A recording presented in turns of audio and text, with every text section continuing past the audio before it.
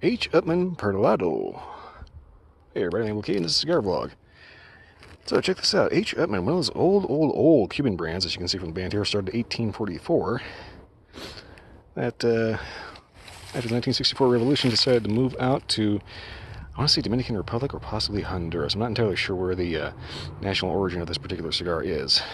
And the reason why I'm not particularly sure is because the actual origin of the tobacco is less important than the skill of the blender and making these flavors. Now, I don't know a whole lot about this cigar. That's kind of how I like to approach reviews like this. I like to go in and get exactly what's there instead of what I think is there. So anyway, I'm going to go ahead and get this lit up and maybe delve a little bit more into some rather interesting thoughts about cigars and time frames.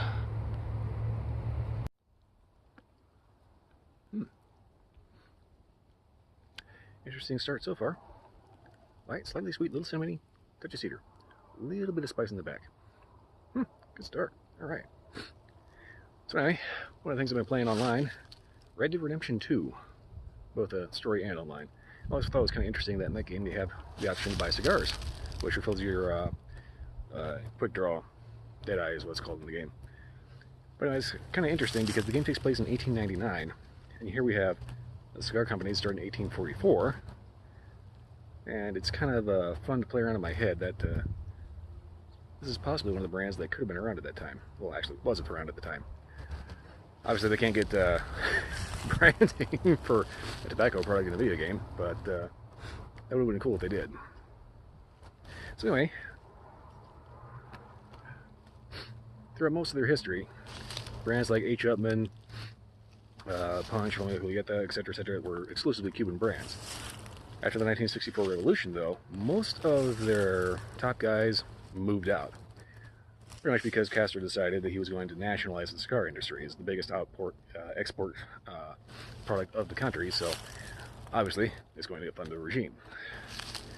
Now, current day, 2018, H. Upmann, I believe, still operates plants in Cuba, as well as a number of other manufacturers, but they also operate outside the country. Don't ask me where this one in particular came from because, well, I kind of don't know. It was never really that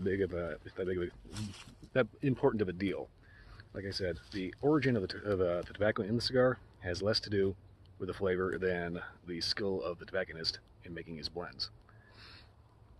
So far, though,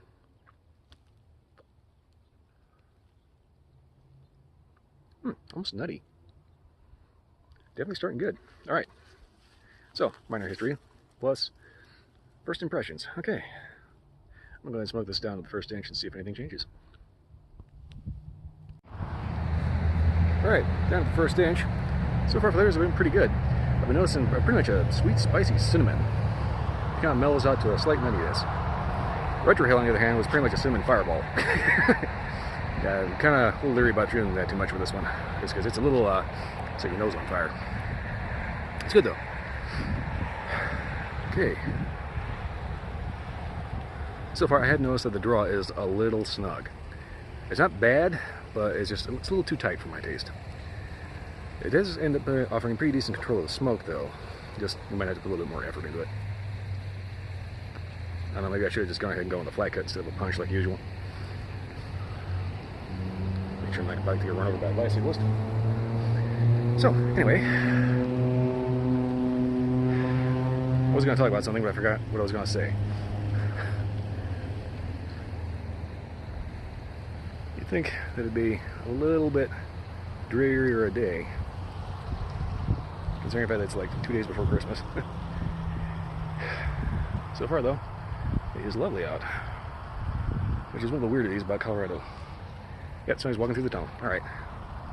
I'm going to slow this down to the halfway point. Hopefully I'll think of whatever I was trying to say before, and instead of just rambling like an idiot, actually have a point. Alright. Thank you. Wind just blew over my mic. Ash just fell off about the halfway point here. I kind of had to take that little band off. They kind of doubled down on the bands for some reason. Draw is still a little snug, but not bad. Flavors have been pretty good. The spiciness has kind of died down a little bit, and I get more hits of nuts and cinnamon, with occasionally a little bit of cedar in the retrohale. So anyway, I kind of remember what I was going to say on the last update, but kind of had a brain fart and forgot.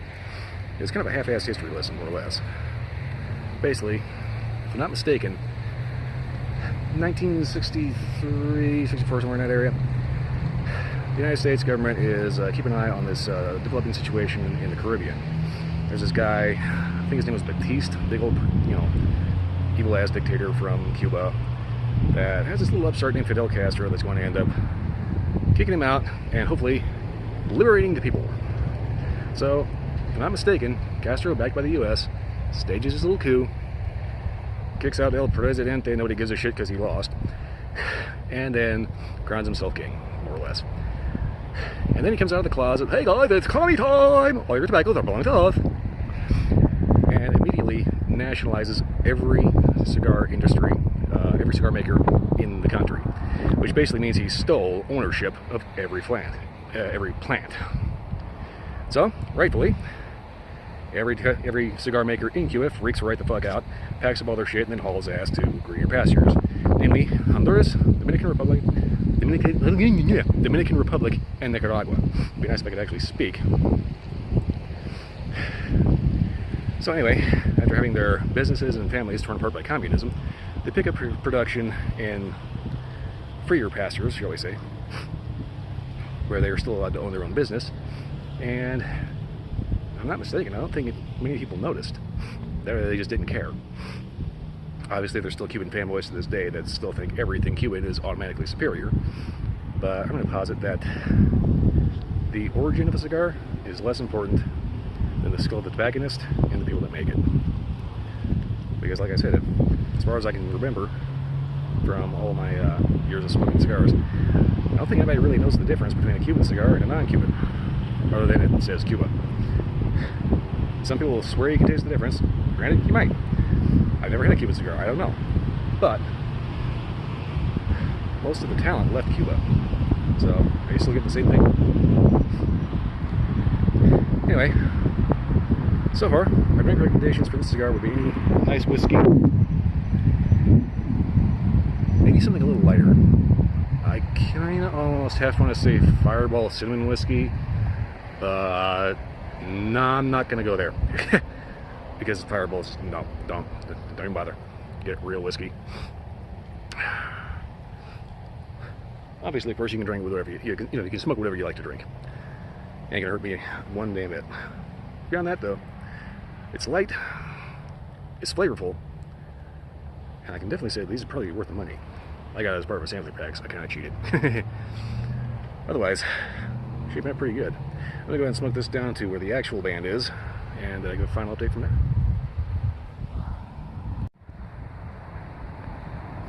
Alright, final update on this sticker. So far, I noticed as you get towards the nub, there's a little bit of vanilla that creeps in. Otherwise, the flavors have been actually pretty consistent. So, closing thoughts. Excellent cigar for a lighter taste. It's not Connecticut Shade Light, so it actually has flavor, which is a good thing. But it's not really, really heavy, gonna blow your head off with just like super coffee notes, because it doesn't have coffee notes. It's a light, spicy, sweet cinnamon with little bits of nuts, clean tobacco, and like I said, towards the end, you get occasional hits of vanilla. Excellent whiskey cigar, good with the coffee, I would say. Definitely check them out. Totally worth the money. I would definitely go. There's a reason why cigars like this are around for over 100 years. I just watch them with a shadow from hell. So, Upmann is a classic brand, and it's a classic for a reason. It is good. Definitely check them out. If you like this video, or any other video, like, subscribe, leave a comment. Let me know if you've had a Cuban. And specifically, let me know if you've had a Cuban and a non-Cuban version of the same thing. Is there a difference? I don't know. Beyond that, that's pretty much all I got.